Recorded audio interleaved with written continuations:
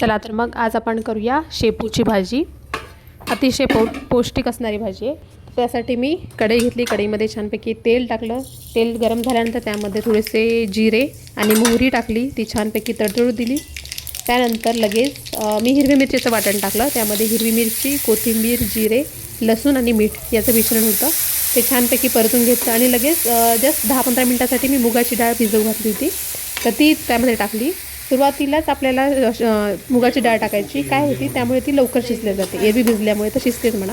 त्यानंतर भरपूर अशी कोथिंबीर टाकली, थोडंसं त्यावर झाकण ठेवलं आणि ती डाळ थोडी शिजू दिली, लवकर शिजते त्यामुळे। आणि त्यानंतर लगेच भरपूर अशी छान बारीक कट केलेला शेपू तो त्यामध्ये टाकला।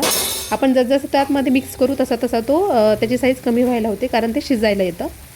तर अशा प्रकारे तुम्ही बघू शकता, छान असा ताजा हिरवागार शेपू होता, तो मी त्यामध्ये मिक्स केला।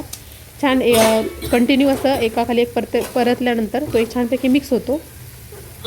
आणि न आवडणारे म्हणजे ज्यांना शेपू भाजी आवडत नाही ते सुद्धा खूप छान आवडीने खातील, आणि विशेष म्हणजे भाकरीसोबत तर भन्नाट लागते।